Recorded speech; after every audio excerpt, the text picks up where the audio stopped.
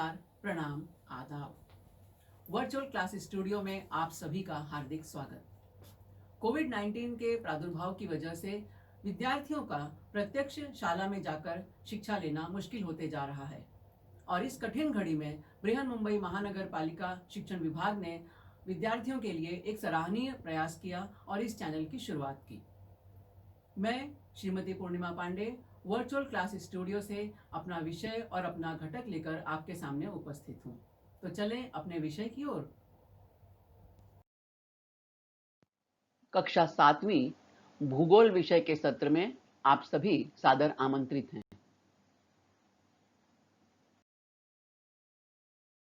पाठ 4 वायुदाब। स्वाध्याय के साथ साथ पाठ को एक बार फिर से समझते हुए आगे बढ़ेंगे।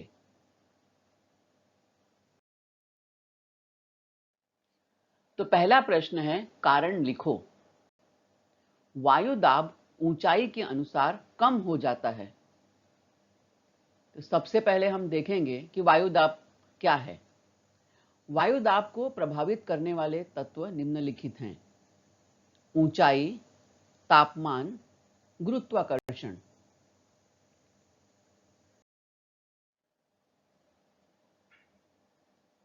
हवा में धूल के कण, जल वाष्प, भारी वायु आदि तत्व भूपृष्ठ के निकट अधिक मात्रा में होते हैं।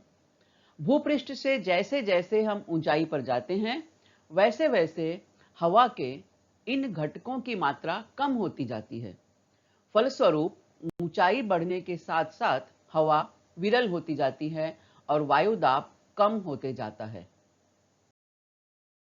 हम देख रहे हैं हमारी पृथ्वी, और पृथ्वी के चारों ओर एक आवरण, एक कवर करती हुई चीज हमें दिखाई दे रही है। यह है पृथ्वी के चारों ओर फैला हुआ उसका वायुमंडल। और जैसा कि हम सब जानते हैं, हवा में भी वजन होता है।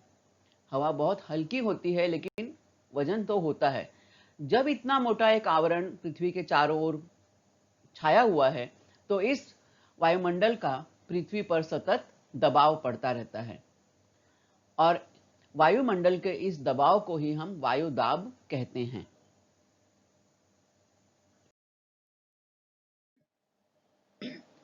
दूसरा है, वायुदाब पेटियों का दोलन होता है।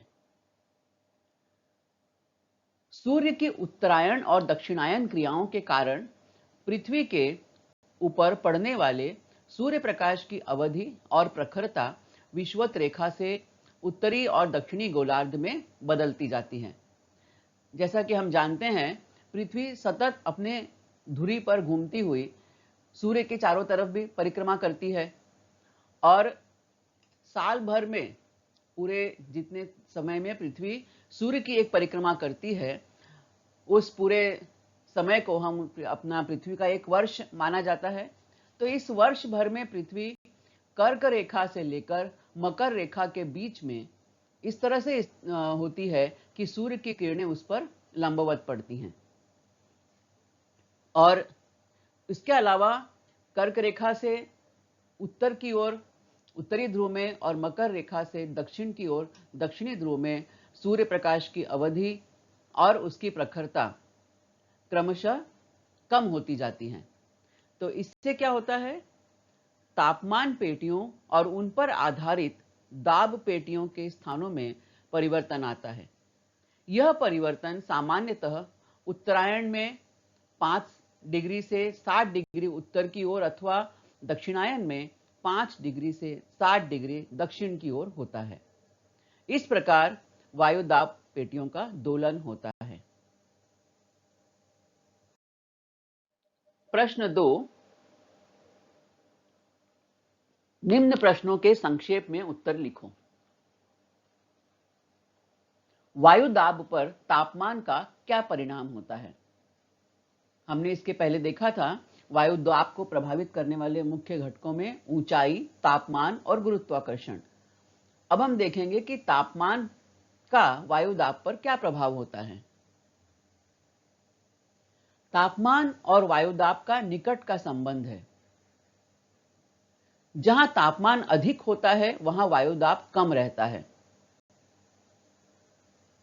क्यों इस तरह से क्यों होता है? तापमान अधिक हुआ और वायुदाब कम क्यों हो जाता है?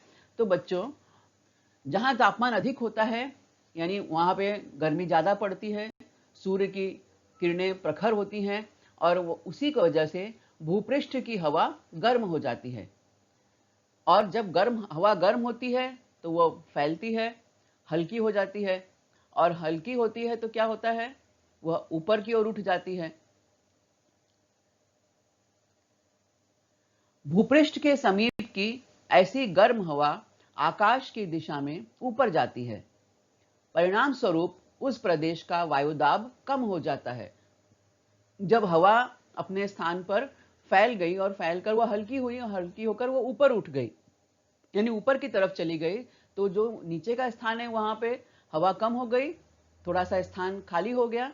तो वहां जब हवा कम हुई तो उसका दबाव भी कम हो गया, तो वहां पर वायुदाब कम हो जाता है। तो तापमान अधिक और वायुदाब कम। उपध्रुवीय क्षेत्र में कम वायुदाब पेटी का निर्माण क्यों होता है? जैसा कि हम सब जानते हैं, हमारी पृथ्वी आकार में गोल है, तो पृथ्वी का ध्रुव की ओर जाने वाला हिस्सा तुलनात्मक रूप से वक्राकार है। अतः ध्रुव की ओर के प्रदेश का क्षेत्र कम होता जाता है। इस आकार के कारण हवाओं को बाहर निकलने के लिए अधिक अवसर मिलता है। पृथ्वी की सतह पर हवा के साथ होने वाले कम घर्षण के कारण तथा परिभ्रमण गति के परिणाम स्वरूप इस क्षेत्र की हवा बाहर फेंकी जाती है और वहां कम वायुदाब की पेटी का निर्माण होता है।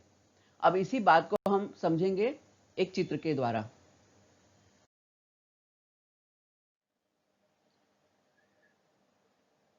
हम देख रहे हैं ये पृथ्वी हमारी, और पृथ्वी आकार में गोल होने के कारण जो विषुवत वृत्त पे जो पृथ्वी की यहाँ में हमें चौड़ाई दिखाई पड़ती है, वह चौड़ाई हम जैसे जैसे ध्रुव प्रदेशों की तरफ जाते हैं, हम यहाँ ये विषुवत वृत्तीय कम दाब की पेटी, यहाँ से जैसे जैसे हम ध्रुव प्रदेश की तरफ चलते हैं, हम देख रहे हैं कि पृथ्वी का जो ये आकार गोल है, इसकी वजह से यहाँ का जो प्रदेश है वो कम हो जाता है। तो इसकी वजह से यहाँ हवाओं को बाहर निकलने के अधिक चांस मिलता है। और दूसरी बात है पृथ्वी की परिभ्रमण गति, पृथ्वी अपने अक्ष पर सतत घूमती रहती है, उसके कारण भी जो होता है यहाँ की हवाएं जो है वो तेजी से बाहर निकल जाती हैं। तो इसलिए यहाँ पर ध्रुवीय प्रदेशों में, ये उत्तरी ध्रुव में, उसी तरह हम नीचे देखें कि ये दक्षिणी ध्रुव में यहाँ पर जो है हवा कम हो जाती है, और इसलिए यहाँ पर कम दाब पेटी वाले क्षेत्रों का निर्माण होता है। जब हवा कम हुई तो उसका दबाव कम हो गया, वायु दाब कम हो गया। तो ये जो जोन है यहाँ पर, इसे हम कहते हैं उपध्रुवीय कम दाब पेटी वाला क्षेत्र। उसी तरह ये उत्तरी ध्रुव में भी यह है, 55 डिग्री से 65 डिग्री के बीच में ये जो क्षेत्र बनता है, ये उपध्रुवीय कम दाब पेटी वाला क्षेत्र कहलाता है।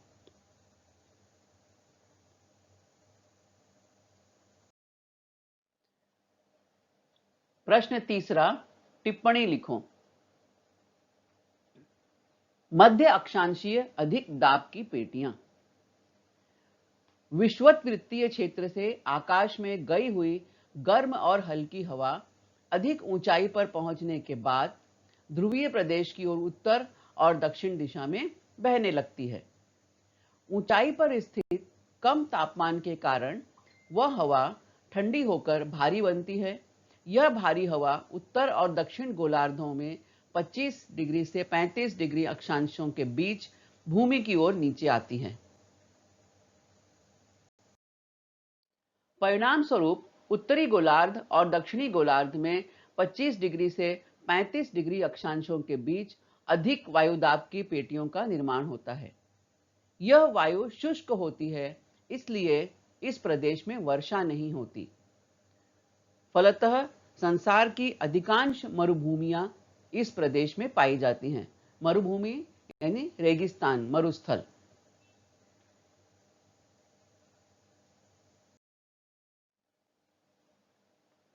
दूसरा मुद्दा है वायु दाब का क्षैतिज समानांतर वितरण। सूर्य से पृथ्वी को मिलने वाली उष्णता असमान है। हम सब जानते हैं विषुवत वृत्त पर सूर्य की किरणें प्रखर होती हैं, लंबवत पड़ती हैं, कम क्षेत्र में पड़ती हैं।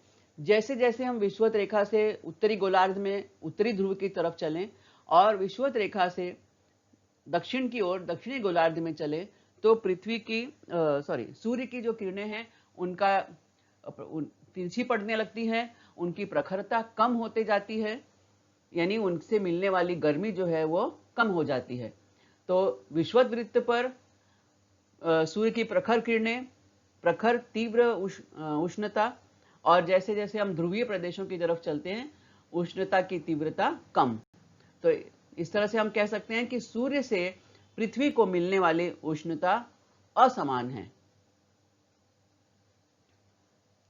अतः विषुवत रेखा से उत्तरी ध्रुव तथा दक्षिणी ध्रुव की ओर तापमान का वितरण असमान होता है। परिणाम स्वरूप पहले तापमान पेटियों का निर्माण होता है और इन्हीं तापमान पेटियों के कारण वायुदाब पेटियां बनती हैं।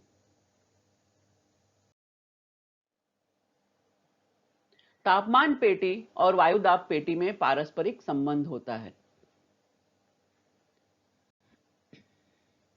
तापमान पेटियों का अक्षांशीय विस्तार अधिक होता है और वायुदाब पेटियों का अक्षांशीय विस्तार सीमित होता है, अर्थात वायुदाब पेटियों की चौड़ाई कम होती है। तापमान के असमान वितरण का प्रभाव वायुदाब पर भी पड़ता है। जहां पर तापमान अधिक वहां वायुदाब कम, जहां तापमान कम वहां वायुदाब अधिक।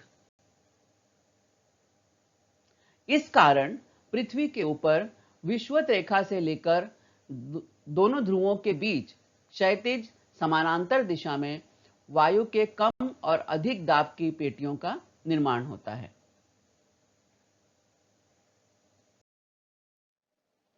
इस बात को हम इस चित्र के द्वारा देखेंगे। यह है हमारी पृथ्वी का मानचित्र, यह है विषुवत रेखा, 23.5 अंश दक्षिण गोलार्ध में यह है मकर रेखा और 23.5 अंश उत्तरी गोलार्ध में कर्क रेखा। सूर्य की किरणें 23.5 अंश उत्तरी गोलार्ध से लेकर 23.5 अंश दक्षिणी गोलार्ध के बीच में सतत प्रखर लंबवत पड़ती हैं और यहां पर सूर्य की उष्णता प्रखर होती है। जैसे जैसे हम ध्रुवीय प्रदेशों की ओर चलते हैं, उत्तरी गोलार्ध में हम देखते हैं 66.5 अंश, उसी तरह दक्षिणी गोलार्ध में हम देखते हैं 66.5 अंश। तो यहां पर सूर्य की किरणें तिरछी होने लगती हैं, क्योंकि ये सूर्य हमारी पृथ्वी गोल है, तो उसकी वजह से जब ये और पृथ्वी अपने अक्ष पर झुकी हुई है, तो पृथ्वी जब अपने अक्ष पर झुकी हुई है और सूर्य के समक्ष वो आती है, तो उसका जो ये हिस्सा है 23.5 अंश से उत्तरी गोलार्ध में हम ऊपर की तरफ चलें, उसी तरह 23.5 अंश से हम नीचे की तरफ चले दक्षिणी गोलार्ध में, तो यहाँ सूर्य की किरणें लंबवत नहीं पड़ती, तिरछी पड़ती हैं। ये हमने पिछले पाठों में भी पढ़ा है। तो इन क्षेत्रों में जो है तापमान कम होता है। यहां पर तो 0 अंश से लेकर 23.5 अंश उत्तर और 0 अंश से लेकर 23.5 अंश दक्षिण, यह है उष्ण कटिबंध का क्षेत्र। उष्ण कटिबंध यहां पर, यानी यहां पर सूर्य की जो किरणें हैं सीधी पड़ती हैं, लंबवत पड़ती हैं और इसलिए उनकी प्रखरता अधिक होती है। 23.5 अंश से 66.5 अंश उत्तरी गोलार्ध और उसी तरह से 23.5 अंश से 66.5 अंश दक्षिणी गोलार्ध, यहां पर सूर्य की किरणें तिरछी पड़ती हैं, इसलिए यहां पर तापमान कम होता है, क्योंकि सूर्य की किरणों की प्रखरता कम होती है।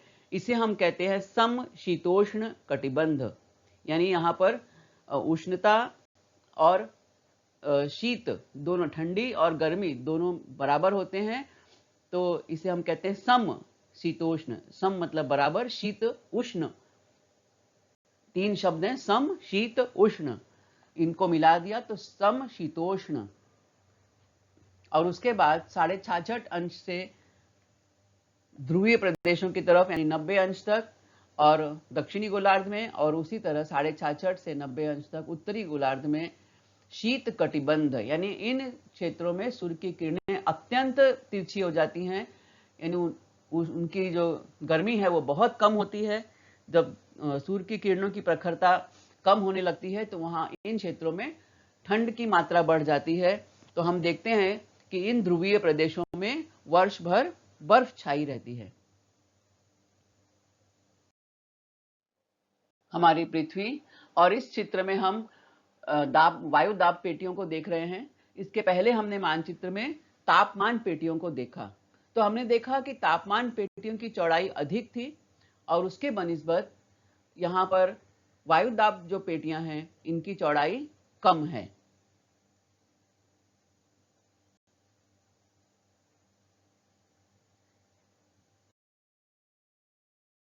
अगला प्रश्न है, कोष्ठक में से उचित विकल्प चुनकर रिक्त स्थान की पूर्ति करो। ऊंचाई पर जाने पर हवा रिक्त स्थान होती है, और यहाँ 4 विकल्प हमें दिए गए हैं, घनी, विरल, गर्म, आर्द्र। इन चारों में से एक उत्तर सही है। सही उत्तर है विरल। ऊंचाई पर जाने पर हवा विरल होती है, यानी हवा की सघनता कम होते जाती है। वायु दाब रिक्त स्थान इकाई परिमाण में बताया जाता है, यानी वायु दाब की इकाई क्या है। 4 ऑप्शन है हमारे सामने, मिलीबार, मिलीमीटर, मिलीलीटर, मिलीग्राम। तो सही जवाब है मिलीबार। वायु दाब मिलीबार इकाई परिमाण में बताया जाता है। अगला है, पृथ्वी पर वायु दाब रिक्त स्थान है। 4 विकल्प हैं हमारे सामने, समान, असमान, अधिक, कम। सही जवाब है असमान। पृथ्वी पर वायु दाब असमान है। हमने देखा कि जहां पर तापमान अधिक है वहां वायु दाब कम है, जहां तापमान कम है वहां वायु दाब अधिक है। तो इस तरह पृथ्वी पर वायु दाब असमान है। 5 अंश उत्तर और 5 अंश दक्षिण अक्षांशों के बीच दाब की पेटी है। रिक्त स्थान के लिए हमें 4 विकल्प दिए गए हैं, विषुवतीय कम, ध्रुवीय अधिक, उपध्रुवीय कम, मध्य अक्षांशीय अधिक। देखते हैं सही जवाब क्या है। तो सही जवाब है विषुवतीय कम दाब की पेटी। 5 अंश उत्तर और 5 अंश दक्षिण अक्षांशों के बीच विषुवतीय दाब की पेटी है, यानी 0 अक्षांश जो है उसे हम विषुवत रेखा कहते हैं, भूमध्य रेखा। तो भूमध्य रेखा से 5 अंश उत्तर और भूमध्य रेखा से 5 अंश दक्षिण, इसके जो बीच का क्षेत्र है, हम जानते हैं कि यहाँ पर सूर्य की किरणें सतत वर्ष भर सीधी पड़ती हैं, लंबवत पड़ती हैं, और जिसकी वजह से यहाँ पर गर्मी अधिक पड़ती है। इस पूरे क्षेत्र में, पृथ्वी पर इस पूरे क्षेत्र में गर्मी बहुत ज़्यादा पड़ती है। गर्मी ज़्यादा होने से वहाँ की हवा गर्म होती है, गर्म होने पर वह प्रसारित होती है, फैलती है और वह ऊपर की तरफ उठ जाती है, और जिस कारण वहाँ पर हवा का दबाव कम हो जाता है। तो यह जो क्षेत्र है वह विषुवतीय कम दाब का क्षेत्र कहलाता है। अगला प्रश्न है, 30 अक्षांश के निकट अधिक वायुदाब पेटी का निर्माण कैसे होता है और वह क्षेत्र मरुभूमि क्यों होता है। मरुभूमि यानी रेगिस्तान, मरुस्थल। तो सबसे पहले हम देखेंगे कि 30 अंश अक्षांश के निकट अधिक वायुदाब पेटी का निर्माण क्यों होता है। विषुवतीय क्षेत्र में 0 अंश से 5 अंश उत्तरी और 5 अंश दक्षिणी गोलार्ध में आकाश में गई हुई गर्म और हल्की हवा अधिक ऊंचाई पर पहुंचने के बाद उत्तरी गोलार्ध में ध्रुवीय प्रदेश की ओर यानी उत्तर दिशा में और दक्षिणी गोलार्ध में दक्षिण दिशा में बहने लगती है। ऊंचाई पर कम तापमान के कारण वह हवा ठंडी होकर भारी बनती जाती है। जब जैसे हवा गर्म होती है तो हल्की होती है, वैसे ही हवा जब ठंडी होती है तो हवा में स्थित जो पानी की बूंदें हैं वह जमने लगती हैं और हवा भारी होने लगती है, हवा का वजन बढ़ जाता है। यह भारी हवा भूमि की ओर उत्तर और दक्षिण गोलार्धों में 25 डिग्री से 35 डिग्री अक्षांशों के बीच आती है। परिणाम स्वरूप उत्तरी गोलार्ध और दक्षिणी गोलार्ध में 25 डिग्री से 35 डिग्री अक्षांशों के बीच अधिक वायुदाब की पेटियों का निर्माण होता है। जब हवा भारी हो जाती है तो उसका वजन बढ़ जाता है, जब वजन बढ़ गया तो उसका दबाव भी अधिक बढ़ता है।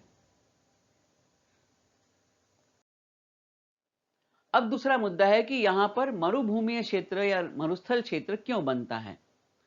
तो उत्तरी और दक्षिणी गोलार्धों में 25 डिग्री से 35 डिग्री अक्षांशों के बीच फैली हुई मध्य अक्षांशीय अधिक वायुदाब की पेटियों की हवा शुष्क होती है।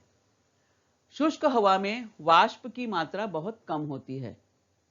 यह वायु भी, और इसी तरह जो यहां पर हवा है वो भी शुष्क है, इसलिए इस प्रदेश में वर्षा नहीं होती।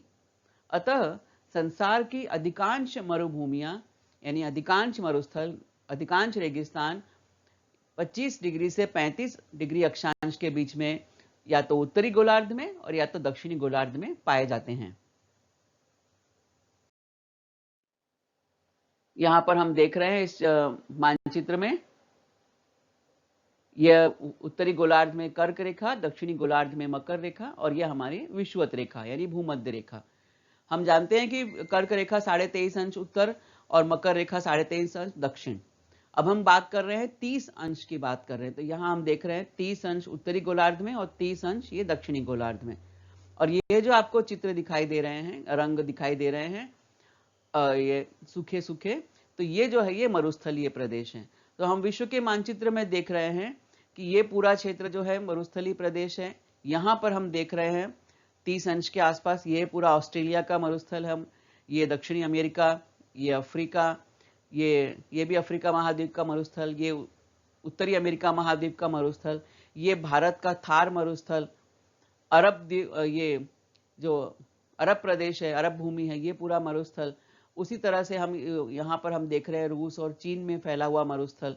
तो ये अधिकांश मरुस्थलीय जो क्षेत्र है, हम देख रहे हैं कि 30 डिग्री से 23 डिग्री से लेकर ऊपर हम पहुंच रहे हैं, तो 30 डिग्री के आसपास हमें अधिकांश मरुस्थल दिखाई दे रहे हैं।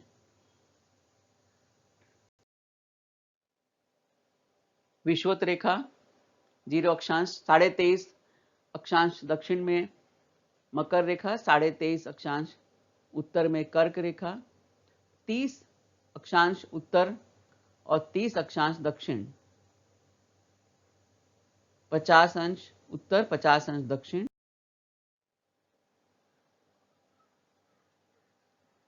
अगला प्रश्न है, वायुदाब पेटियों को दर्शाने वाली सुडौल आकृति बनाओ और उसे शीर्षक दो। आपकी पाठ्यपुस्तक में यह बहुत अच्छा स्पष्ट चित्र दिया गया है वायुदाब पेटियों को दर्शाने वाला।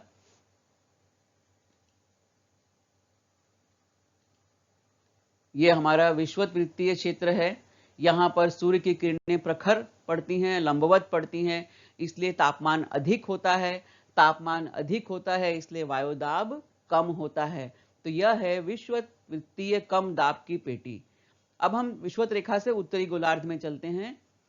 तो यहां पर हम देख रहे हैं मध्य अक्षांशीय अधिक दाब की पेटी और उसके बाद उपध्रुवीय क्षेत्रों में कम दाब की पेटी। क्योंकि ये जो क्षेत्र है, यह अब चूंकि पृथ्वी हमारी गोलाकार है, वक्राकार है, इसलिए इस क्षेत्र में हवाओं को पृथ्वी से वायुमंडल से बाहर निकलने का अधिक अवसर मिलता है। और दूसरी बात है, हमारी पृथ्वी अपनी धुरी पर सतत घूमती रहती है, तो उस गति के कारण भी यहाँ की जो हवाएं हैं, इस क्षेत्र की हवाएं, वह पृथ्वी के वायुमंडल से बाहर की तरफ निकल जाती हैं। तो यहाँ पर जब हवा कम हो जाती है तो उसका दाब भी कम हो जाता है। उसी तरह हम दक्षिणी गोलार्ध में देखते हैं मध्य अक्षांशीय अधिक दाब की पेटी और उसके बाद उपध्रुवीय कम दाब की पेटी। तो यह था हमारा वायुदाब पेटियों को दर्शाने वाला चित्र। ये विषुववृत्तीय दाब की पेटी, कम दाब की पेटी हम देख रहे हैं। 0 अंश से 5 अंश उत्तरी गोलार्ध और 5 अंश दक्षिणी गोलार्ध कम दाब की पेटी है। यह हम देखते हैं 25 डिग्री से लेकर 35 डिग्री उत्तरी अक्षांश के बीच में मध्य अक्षांशीय अधिक दाब की पेटी। और हमने देखा कि अधिकांश जो मरुस्थल है हमारे इसी क्षेत्र में पाए जाते हैं। पूरी पृथ्वी पर ये जो हम क्षेत्र है, ये पूरे क्षेत्र में हमें अधिकांश मरुस्थलीय प्रदेश मिलते हैं। अब ये है 55 अंश से 65 अंश के बीच उपध्रुवीय कम दाब की पेटी। उसी तरह हम दक्षिणी गोलार्ध में आते हैं तो 25 अंश से 35 अंश के बीच मध्य अक्षांशीय अधिक दाब की पेटी और 55 अंश से 65 अंश के बीच उपध्रुवीय कम दाब की पेटी, और उसके बाद ध्रुव प्रदेश जो हमारा है वह ध्रुवीय अधिक दाब की पेटी।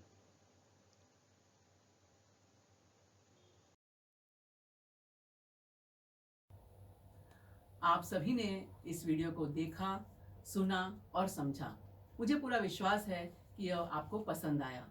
तो इस विषय को, इस घटक को अधिकाधिक समझने के लिए इस वीडियो को बार बार देखें।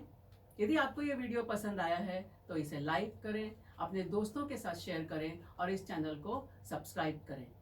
मैं मिलूंगी आपसे अपने अगले वीडियो में किसी नए विषय के साथ, एक नए घटक के साथ। तब तक धन्यवाद। इस वीडियो को अधिक से अधिक देखें और सब्सक्राइब भी करें।